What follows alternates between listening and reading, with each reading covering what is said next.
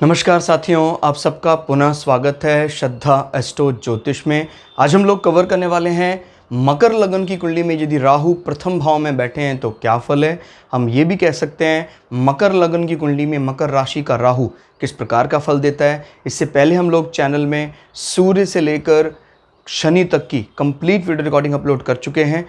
कोई भी व्यक्ति भृगु सरल पद्धति को आधार बनाकर ज्योतिष को सीखना चाहता है, हमारे चैनल को सब्सक्राइब कर सकता है। हम जल्दी ही सूर्य से लेकर राहु केतु तक 9 के 9 ग्रहों का 12 अलग अलग लग्न की 12 अलग अलग राशियों में फल को अपलोड करने वाले हैं। इस अपलोडेशन को टाइमली पाने के लिए आप बेल आइकन दबाएं ताकि आपको सारा अपलोडेशन टाइमली मिल सके। मेरा नाम है सनत कुमार वाजपेयी।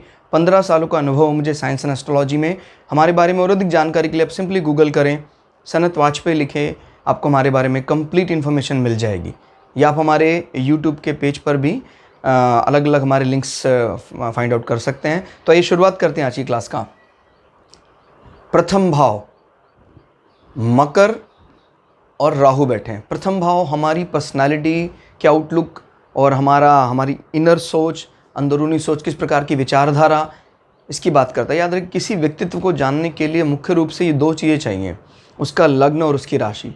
लग्न और राशि से काफ़ी ज़्यादा हम उसके बारे में आइडिया लगा लेते हैं। याद है कि समाज जो उसके बारे में कोई भी इस प्रकार की इमेज बनती है समाज में, उसके जो भी एजम्पशन होते हैं समाज के, वो सब लग्न से देखे जाते हैं।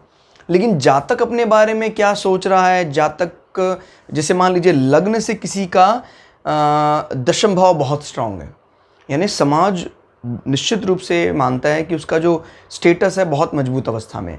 लेकिन अगर उसकी चंद्र कुंडली से जो दशम भाव आ रहा है वो कमज़ोर अवस्था में, तो क्या समाज तो ये मानता है कि ये बहुत अच्छा प्रतिष्ठित व्यक्ति है, सामाजिक प्रतिष्ठा है, लेकिन उसको खुद जिस जगह वो काम करता है वहाँ से वो सेटिस्फाई नहीं रहता। तो इसलिए हम लग्न कुंडली और चंद्र कुंडली दोनों को आधार बनाकर देखते हैं। देखिए, अगर हम आगे जब पराशरी पद्धति को और एक्सटेंड करेंगे तो हमें बहुत से डिविजनल चार्ट्स मिलने लग जाएंगे। लेकिन अगर हम सिर्फ भृगु संहिता की बात करते हैं, ये इसीलिए इतना सरल है कि यहाँ पर सिर्फ आपकी लग्न कुंडली से हम करीब करीब सभी भविष्यवाणियाँ कर सकते हैं। और इसी लग्न कुंडली के आधार से आपको पता बहुत आसानी से चंद्र कुंडली बन जाती है। बस जहाँ चंद्र बैठा है उसको लग्न मानकर, यानी पहले उसको फर्स्ट हाउस मानकर बाकी सभी को रीअरेंज कर लीजिए। तो अगर आपने किसी की लग्न कुंडली देखी है और कुछ ज़्यादा अच्छा नहीं दिखाई दे रहा है, तो आप उसको चंद्र कुंडली से देखने का प्रयास करें। आपको लगता है यार चंद्र कुंडली से बहुत अच्छा एकादश भाव आ रहा है, यानी समाज में बेशक से ऐसा लगे कि यार उसके आय के साधन कोई ज़्यादा तो नहीं है, लेकिन वो स्वयं ये मानता है, जो गुप्त रूप से भी हो सकते हैं, कि यार मेरे तो आय के साधन पर्याप्त है। तो समाज में हमारा जो मन है वो चंद्रमा के अधीन। और अगर चंद्रमा या चंद्र राशि से हमारा एकादश भाव, द्वादश भाव, यानी जो आय के साधन या पैतृक संपदा, इन सबको मजबूत कर रहा अगर चंद्र राशि, तो इसमें कोई दो राय नहीं कि समाज के ना मानने के बावजूद भी वो अच्छा खासा धन जोड़ने में कामयाब हो जाएगा। इसीलिए जो फल कहने का तरीका है आपको समझना होगा कि किस प्रकार से इसमें अंतर है। चंद्र राशि हमारी प्रजम्पशन किस प्रकार चलेंगी, हम किस प्रकार से सोचते हैं, और लग्न समाज हमारे बारे में क्या सोचता है। क्लियर? तो अब मकर लग्न में प्रथम भाव में राहु बैठे हैं। मकर लग्न को शनि का एग्रेसिव रूप माना जाता है, या ये मंगल की फेवरेट राशि भी है। और मंगल आपको पता है कमांडर इन चीफ कहाँ सबसे ज़्यादा फेवरेबल होते हैं, जहाँ उनके लायक माहौल बनता है। तो मकर आपको पता है कार्य क्षेत्र को रिप्रेजेंट करता है। तो ये लोग अपने कर्म को लेकर बहुत ज़्यादा सीरियस भी होंगे और एग्रेसिवली चीज़ों को हैंडल करेंगे। कोई इनको कार्य की भूमिका में बहुत अच्छे से ढंग से मैनेज करते हैं काम को अपने। तो अभी यहाँ पर राहु बैठे हुए हैं। राहु की कोई दुश्मनी तो नहीं है शनि के साथ। तो यहाँ पर राहु बैठने का अर्थ होगा कि कहीं ना कहीं राहु आपको आपके लिए फेवर कर रहे हैं। समझिए ज़रा बात को, जो पर्सनालिटी है वो स्वयं अपने लिए, ये कह सकते हैं, अपनी पॉलिसी बनाना, दूसरों को आइडेंटिफाई करना, डिफरेंस करना। क्लियर होगा? डिप्लोमेट, ये पॉजिटिव डिप्लोमेसी कही जा सकती है अपने लिए। लेकिन क्योंकि लग्न में कोई इस प्रकार का राहु जैसा प्लैनेट जब यहाँ बैठता है, तो कहीं ना कहीं ये स्वार्थ की परिभाषा अपने लिए बढ़ा देता है। तो ध्यान रखना इसमें, इस पे किसी न किसी बृहस्पति जैसे ग्रह, शुक्र जैसे ग्रह की दृष्टि, नॉट सिटिंग, बुध की दृष्टि या बुध की सिटिंग भी चल सकती है, बिकॉज बुध हमारे बुद्धि को रिप्रेजेंट करता है। नो डाउट राहु के मिलन से बुध को भी, लेकिन किसी न किसी को तो यहां आना पड़ेगा राहु को शांत रखने के लिए, अदरवाइज ये पर्सनालिटी कई बार अपना ही नुकसान कर बैठती है। क्लियर हो गया? तो याद रखिएगा, क्योंकि मस्तिष्क को भी रिप्रेजेंट करता है। अगर शनि कमजोर है, निश्चित रूप से ये व्यक्ति अत्यधिक क्रोध करने वाला होगा। अगर शनि मैनेजेबल है तो शनि बचा लेगा उसको। याद रखिएगा, राहु यहां बैठकर व्यक्ति पॉलिसी बनाने में बहुत अच्छा होता है। अगर बृहस्पति जैसे ग्रह इनको कंट्रोल कर लें या कहीं भी बैठकर बहुत बली हो जाए तो व्यक्ति डिप्लोमेट होगा, लेकिन धोखा देने वाला नहीं होगा। कारण क्या होता है? क्योंकि हमारी जो मोरल वैल्यू है, नैतिक मूल्य हैं, वो कोई भी शुभ ग्रह अगर बहुत मजबूत अवस्था में, निश्चित रूप से कुंडली में उसका बल बहुत बढ़ जाता है। अब तो मैंने आपको शुरुआत में भी बताया, मेष लग्न से लेकर अभी मकर लग्न तक आ गए हैं, और मैं आपको बार बार यही बात बता रहा हूं कि अगर आप सिर्फ इतना मान लेते कि प्रथम भाव में बैठने से या 7th हाउस में बैठने से राहु हमारे मैरिटल लाइफ को या हमारे शारीरिक सुख को कम कर सकता है, तो ये गलत होगा। हमें ये देखना होगा, एक तो जहां वो बैठा है वो राशि उसको कितना फेवर कर रही है, और कुंडली में जो सात्विक या कह सकते हैं जो शुभ ग्रह हैं वो किस अवस्था में है। बृहस्पति, शुक्र, बुध, चंद्रमा अगर ये निर्दोष बैठे हैं तो ये किसी हाउस में अगर खराब एजेंडा लगवाना भी चाहता है, लग नहीं पाएगा। बुद्धि में कोई ऐसी सोच भी आती है, गलत सोच भी आती है, वो सोच रहेगी लेकिन वो कभी कार्यान्वित नहीं हो पाएगी, वो अपने डेस्टिनेशन तक नहीं पहुंचने देगा। बृहस्पति, शुक्र, बुध और चंद्रमा की शुभता में ये ताकत है, लेकिन ये सच में निर्दोष होने चाहिए। और राहु की ये स्थिति ये भी बताती है कि कहीं ना कहीं अगर शनि कमजोर है तो इस हिस्से में कहीं चोट का निशान भी हो सकता है। क्लियर हो गया? सर में चोट का भय, सर में चोट का निशान, ये सब चीजें यहाँ दिखाई देती हैं। यहां से फिर बात करते हैं राहु कहां कहां और दृष्टि मार रहे हैं। 1 2 3 4 5 राहु उच्च की दृष्टि लगाए हुए हैं पंचम भाव में। पंचम भाव हमारे एजुकेशन सर्टिफिकेशन की बात करता है। शुक्र, मैंने बोला रिजल्ट किसके पास रहेगा? हमेशा इस घर के मालिक के पास। अगर शुक्र मजबूत अवस्था में है और फिर राहु की दृष्टि पड़ रही है तो ये सोने में सुहागा और ज़्यादा बली कर देगा। यानी आपने जो भी सर्टिफाइड कोर्स करना है उसमें शुक्र की तरह कहीं ना कहीं, जैसे मास कम्युनिकेशन के कोर्सेज या फैशन इंडस्ट्री, वो भी झलकता है। और राहु का छद्मवेश भी है, सॉफ्टवेयर इंडस्ट्री, इन सब चीज़ों का भी टच रहेगा। मॉडर्न परिवेश, वृक्षों का ज्ञान, विदेशी भाषा, इन सब चीज़ों का भी यहाँ टच दिखाई देता है। याद रखिए, राहु का मतलब दूसरी कास्ट, दूसरी जाति, दूसरे कल्चर के बारे में विशेष ज्ञान। क्लियर हो गया? तो आपके एजुकेशन हाउस में या डिग्री सर्टिफिकेशन कोर्सेज में राहु उच्च की दृष्टि बनाए हुए हैं। अगर शुक्र भी एक्सेल्ड होकर यहाँ आ जाते हैं या स्वग्रही होकर यहाँ आ जाते हैं तो निश्चित रूप से पंचम भाव को बल मिलता है। और राहु की दृष्टि, उच्च की दृष्टि, यहाँ कोई ऑब्जेक्शनेबल चीज क्रिएट नहीं करती है। आपको निश्चित समय पर संतान होगी। अगर शुक्र कमजोर है तो मैंने बोला रिजल्ट किसके पास है? फिर वो शुक्र के पास। अगर कमजोर है वो तो फिर दिक्कत करेगा। शुक्र अगर कमजोर है तो संतान प्राप्ति में समय लेगा। और यहाँ 2 नंबर का अर्थ होता है प्रायः पहली संतान बेबी गर्ल हो सकती है। याद रखिए, कई बार ऐसा भी होता है कि हमारी पहली संतान बेबी बॉय है लेकिन एंडोस्पर्म पहला जो था वो डिस्ट्रॉय हो गया। क्लियर? या हमारी पहली संतान बेबी, जैसे यहाँ से दिख रहा है बेबी गर्ल है तो बेबी बॉय, लेकिन उसका ज़्यादातर हमारी मनोइच्छा, हमारी भावना, उसके प्रति हमारा रवैया, हमारा स्वभाव एक कन्या की तरह है। भाई जैसे परिवार में कई बार ऐसा हो जाता है कि भाई 2 बच्चे हम चाह रहे थे, एक बेटा और एक बेटी, तो बेटा हो गया, अभी हमारी इच्छा थी कि बेटी होनी चाहिए थी, बेटा हो गया लेकिन हमने उसको सारे ट्रीटमेंट अपनी बेटी की तरह मान कर लिए, नाम भी इस प्रकार का रख दिया कुछ कुछ कन्याओं की तरह। तो ध्यान रखना है आपको कि पंचम भाव में स्थित नंबर और पढ़ रही ग्रहों की दृष्टि से यह तय किया जाता है कि इसका जेंडर। जैसे मान लीजिए अब 2 नंबर का स्वामी शुक्र कमजोर अवस्था में, तो जो जो ग्रह दृष्टि डाल रहे हैं, राहु को भी मैलेफिक माना जाता है।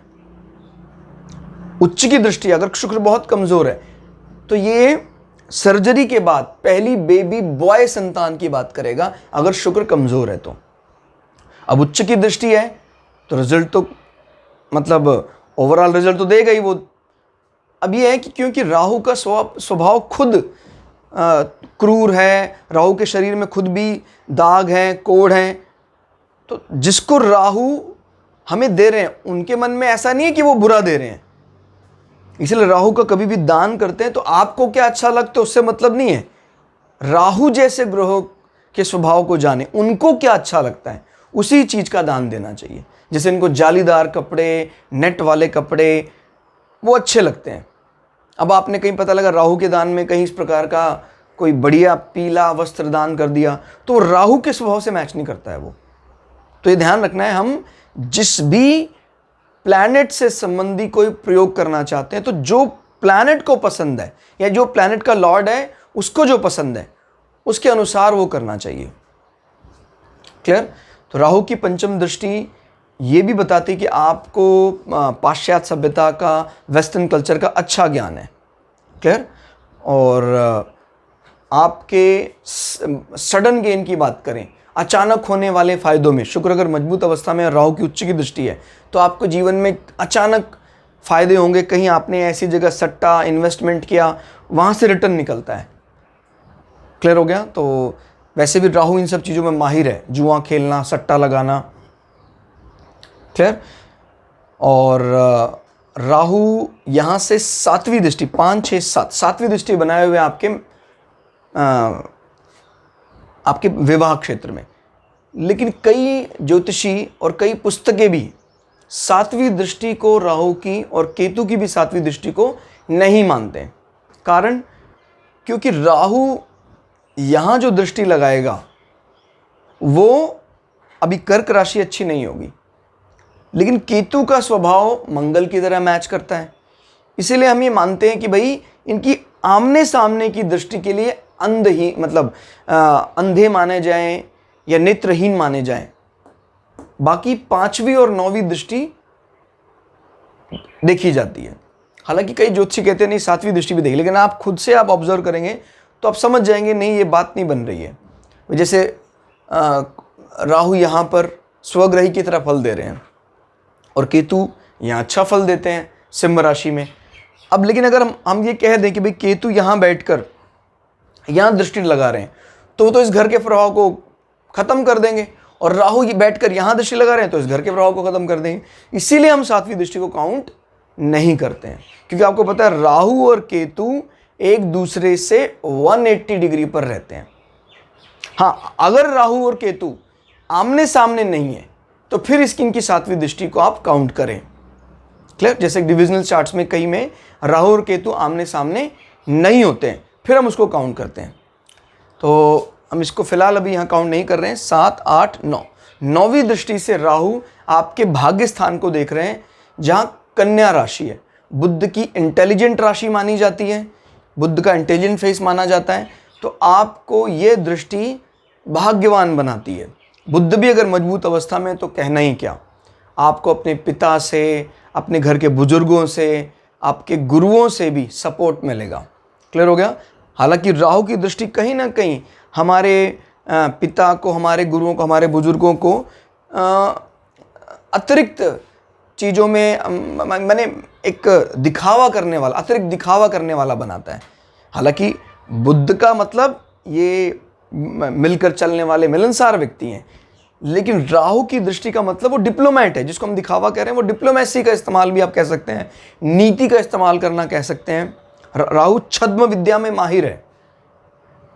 संबंध हमारे कभी खराब होने वाले नहीं है, कारण क्योंकि राहु इस राशि को अपना मानता है। क्लियर हो गया?